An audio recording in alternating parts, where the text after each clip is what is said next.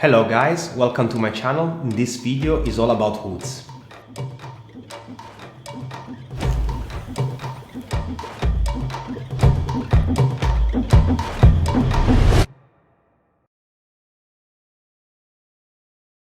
We're gonna cover a few topics, starting from the purpose of hood training and continuing with the different type of hoods, the correct way of hooding a falcon, and we're gonna finish with few helpful tips. Now, let's start on why hooding a falcon is essential to succeed in the training of a birds of prey. Raptors are naturally afraid of humans, and that's why the hood was created. By covering the bird's eyes, the bird immediately gets cowed. The view is extremely sharp and the sensitivity to movement is incredible. Because of this, they can get afraid very easily. The success in training of every animal is determined by positive association and trust with the handler. That's why keeping a bird hooded at the beginning of the training is essential and slowly exposing to everyday life activities. If the bird associates you with a bad experience, the relationship is corrupted and the flight is also affected. The hood was first invented by the Arabs, and now there are several models that fits different type of birds. The hood vary in shape and prices, that is determined by the skill of the hood maker and the leather that is being used. A good hood is normally measure-made and should never touch the ear of the bird and also the eye. You can check if it's touching the eye by controlling the inside of the hood. If it's wet, the hood is not good and can lead to infection. The hood itself is composed normally in three parts. The top part, which is normally the Turk knots, and the actual hood, and the braces, which has the purpose of opening and closing the hood.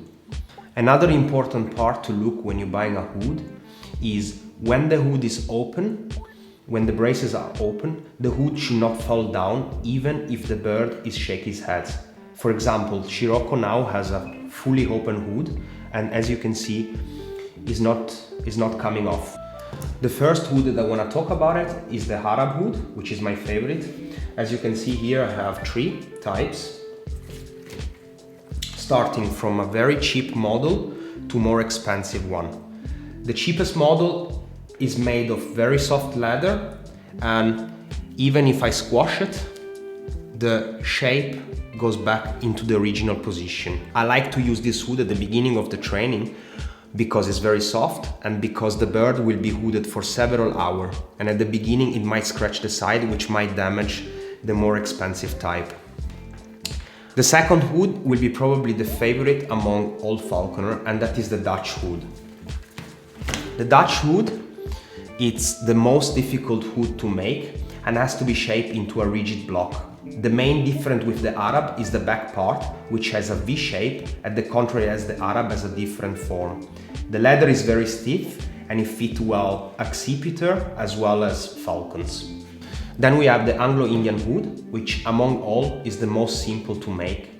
It's a very versatile hood and I found it fit very well all birds, in particular Aries hawk. The last hood worth to mention is the Can hood, also called slip-on. This name is given because this hood doesn't have any braces for a quick removal during hunting. It's usually only for accipiter and most likely for eagle hunter. Now let's get into action and I will demonstrate you how I hood my bird. When you're hooding, you must be firm but never rough. The bird senses if you are secure of yourself and react accordingly. Now I open the hood without removing it, and this is an important part that we're gonna cover later in the video. Then, after some seconds, you remove it. To put it back on, you gently strut the chest as you approach the head, and then, with a movement of the wrist, you push it in with the help of your back fingers if needed. This experience can go from neutral to negative, and the success is totally up to you.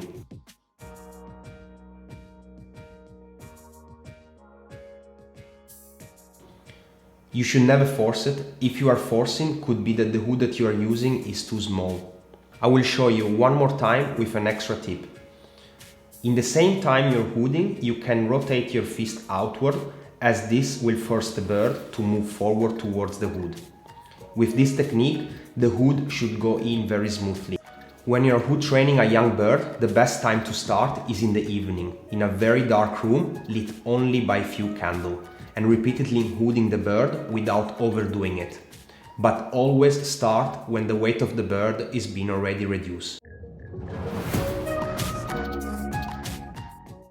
Tip number 1 is not to remove the hood immediately after it's been opened, because this might lead to few problems into later training. The reason is because the bird might learn to flicker his head and take the hood off, and this become a bad habit. Imagine, for instance, you were out hunting and the bird removed the hood before you want him to see the prey. This can of course ruin the whole flight. A good way of training this is at the beginning and at the end of each training session. What I normally do, I put all the bird in a block, and at the end of the flight I leave the brace open for 10 minutes and make sure that they are not trying to remove it. If they try, I immediately close it and then I open it again. Tip number 2 is do not even start hood training if the hood is not fitting perfectly. Make sure when you buy a new bird or you want to train a bird to the hood to have some spare hood at home.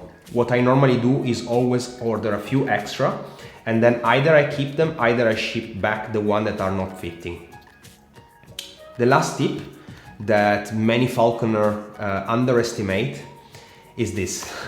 After you have been feeding your bird, always clean his beak, because like this no meat will go inside the hood and start to rot. This can lead of course to health issue as well as damaging the skin of the bird, and as the meat become very hard inside the hood. Of course, hood cannot be washed, so keep it very clean. We are arrived at the end of this video and I hope it was useful. If you would like to watch more videos of this type, please consider to subscribe to my channel, as it would help me to create more content. See you in the next one. Ciao!